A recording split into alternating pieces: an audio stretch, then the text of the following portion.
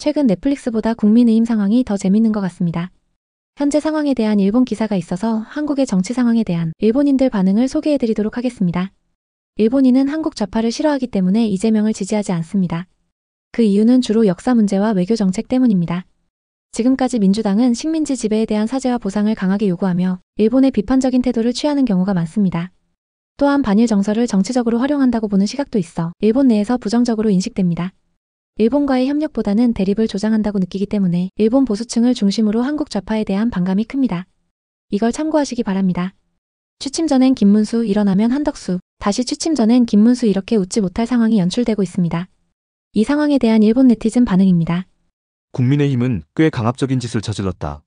현 후보로는 이길 수 없다는 인식과 조급함이 있었겠지만 이런 강경책을 쓰면 그 과정 자체에 거부 반응이 생길 텐데 결국 남은 건 이길 수 없다고 판단한 후보와 강권적이라는 낙인뿐이다. 더불어민주당 후보도 큰 폭탄을 안고 있지만 일단 선거 결과는 거의 결정된 셈이다. 한국 여당 집행부의 단일화 전략이 실패했다.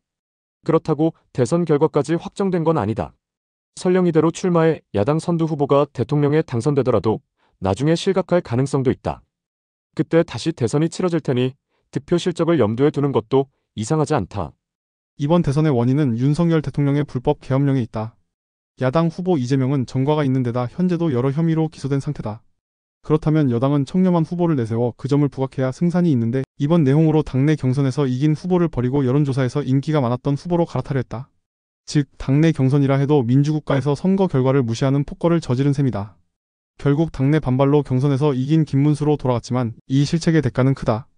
이재명이 즉시 체포 수준의 범죄를 저지르지 않는 한 이기기 어려울 것이다. 당 집행부는 스스로 무덤을 팠다. 공천 교체를 노렸지만 너무 강압적이었다. 이로써 야당 전 대표가 대통령이 되는 것이 거의 확실해졌네요. 일본에게는 최악의 시나리오가 될 것 같습니다. 이재명이 속한 더불어민주당은 일본과의 역사 문제에 있어 강경한 입장을 보여온 정당으로 과거사 청산이나 위안부 강제징용 문제 등에 대해 일본 정부의 사죄와 배상을 지속적으로 요구해왔습니다.